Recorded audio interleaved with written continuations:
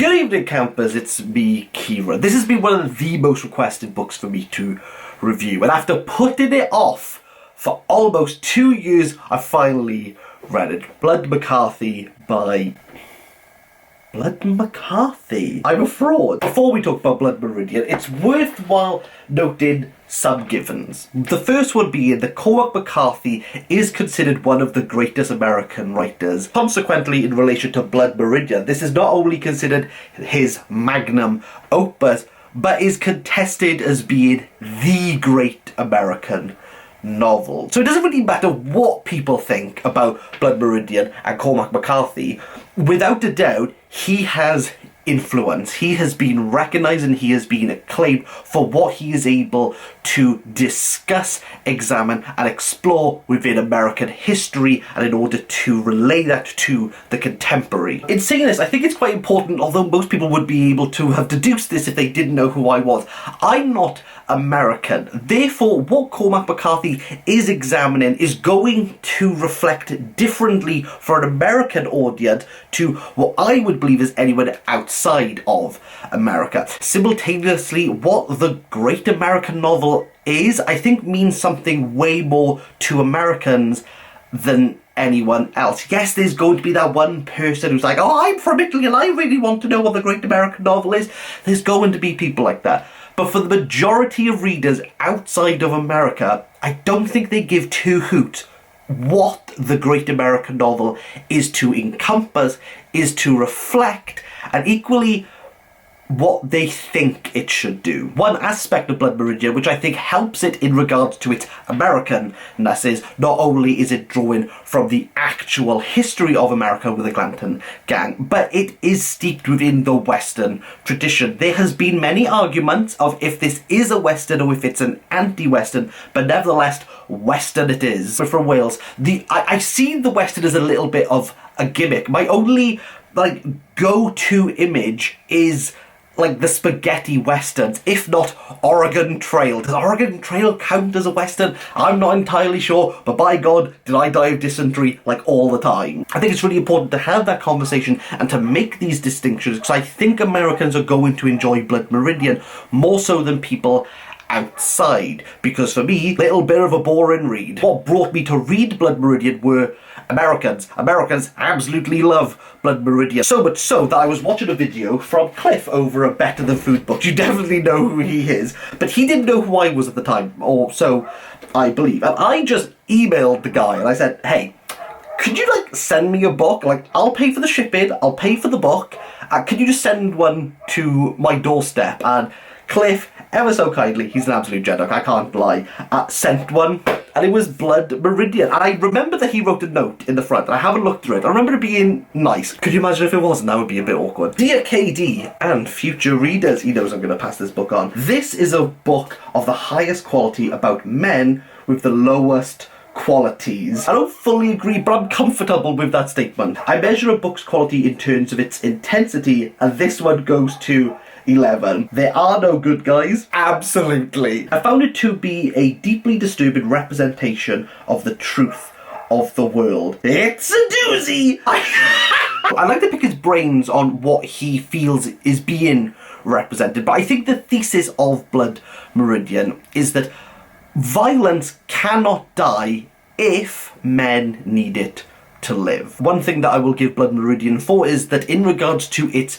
setup, in regards to getting the reader to understand what Cormac McCarthy is doing with this historical detail, is off the bat explained. There is not 1 ounce of confusion apart from the last chapter. Cormac McCarthy will give you so much confusion there. We'll touch on the end at the end, but you're not allowed to go into Blood Meridian without Cormac McCarthy telling you what he is about to explore. And explore it, by gosh, does he do. I think most readers go into Blood Meridian with this base knowledge that it is about Texan men going around killing people. Equally, I think there are readers who pick up the book, read it all, and come out the other end thinking that exact same thing. And I don't think that's a wrong way to summarise what Blood Meridian is about. We have, from Tennessee, the kid. He is to be embroiled with a Glanton gang, an actual group in American history who went filibustering for the Mexicans, which ultimately meant that they were paid absolute shed loads for the scalps of Apache Indians. Yes, the violent act of scalping someone really pales in insignificance in regard to how much violence, bloodshed, carnage, and otherwise chaos that Cormac McCarthy throws into his prose work, to the point where the violence becomes nonchalant. Let me explain. Cormac McCarthy is able to make the brutal violence mundane by implementing two aspects. One has to do with the prose and the other has to do with the form, arguably. Prose work first. I, including many other readers, have struggled to get into the rhythm of Blood Meridian. The writing is very distant and it's also very jarring, and what doesn't help when you have a distant, jarring work is that Cormac McCarthy brings element of violence into the book without any context. I will add that someone is going to add in regards to my edition that I wasn't concentrating. A lot of this went over my head. There's going to be someone out there who's going to tell me that. And you know what? I think I'm okay with that. But in regards to the first chapter, there's a burning of the hotel. But if you put a gun to my head and said, why did they burn down the hotel? I'm not entirely sure I could tell you why they burned down the hotel. Things happen because the men are able to, because they can do it. It doesn't matter the morality of the act. It doesn't matter if it's illegal. If you can do the thing, then it's going to be done. In regards to the format, I'm not entirely sure what the actual literary term is, so if someone could tell me, that would be great. But Cormac McCarthy introduces what I'm going to call epigraphs, which is a short summation of everything that is going to happen within that chapter. So when you read that, there's some things that come up and you're going, I'm going to read about pardon, but because you built it up in your head, and by the time you get to it, you're almost relaxed at that point. Like you kind of know where the book is going to go, which means that the violence here becomes mundane. And that's the point of Blood Meridian. There's nothing spectacular about it. It is violence for violence sake. There's nothing done within Blood Meridian that propels the plot. Although I would happily accept an argument in regards to the ferry that violence is needed to progress that subplot. But the Glanton gang realise that they can just do whatever to get paid. They can live by just scalping. In fact, they don't even have to continue scalping the Apaches. They could scalp the Mexicans. They could scalp other Native Americans. Who's going to know? And in fact, no one does seem to know. This brings me on to the major criticism I have in regards to Blood Meridian, is that the first 10 pages are no different than the last 10 pages, apart from the ending is really damn confusing. You kind of know exactly what you're getting in for, and Cormac McCarthy, and I never thought I would say this, has the same point I make about Sally Rooney, and it's that it is consistently consistent.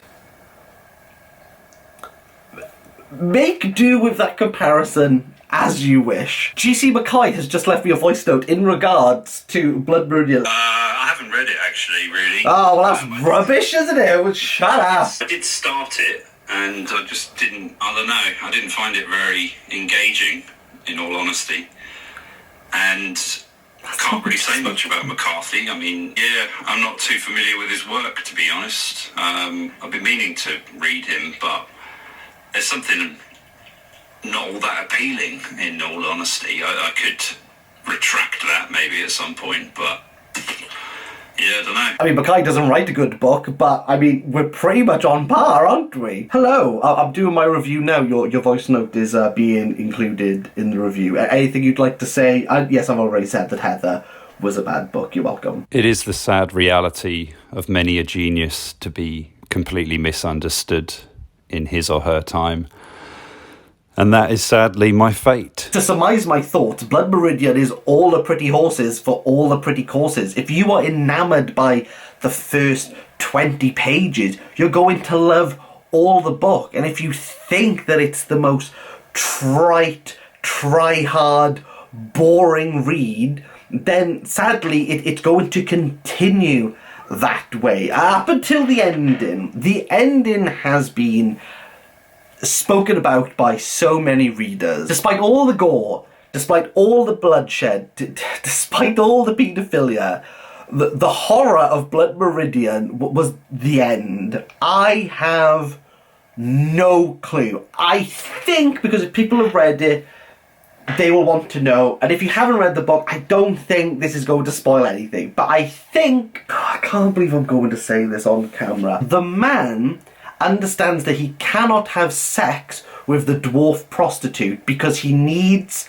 violence to get his libido on. He goes to dance with a bear, to which the judge, I will have to say that the judge is like the creepiest character ever. Well done, Cormac McCarthy, when you thought the Armitage Pale giant of a man who is evil incarnate was enough to make your blood curdle and your hairs point up on end. He then enters the scene naked. He hugs the man in the outhouse. Something happens, I won't ruin it, you know what happens there. And then the judge equally dances the night away with a fiddle. I don't know. Is this something to do with the devil went down to Georgia with the fiddles? I don't know. All that I know is that if this is to be the great American novel, there's not a single yeehaw in this Western, and really, that's a shame. I didn't like Blood Meridian. Prose is so distant that it's off-putting.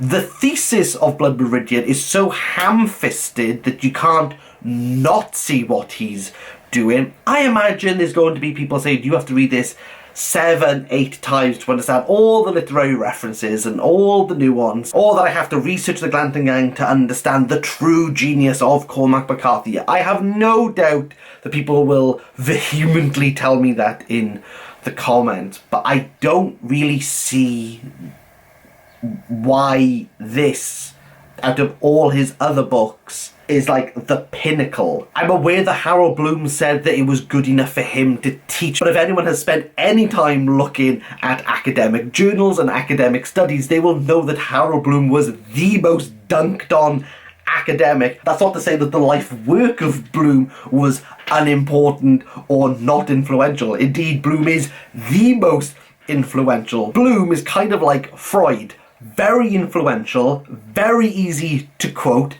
very much easy to kind of like jump into his ideas, simultaneously completely dunked on. I went into this novel knowing what was happening. I was delivered that. Is that a good thing? Is that a bad thing? I am not entirely sure, but I am coming away with this is about violence.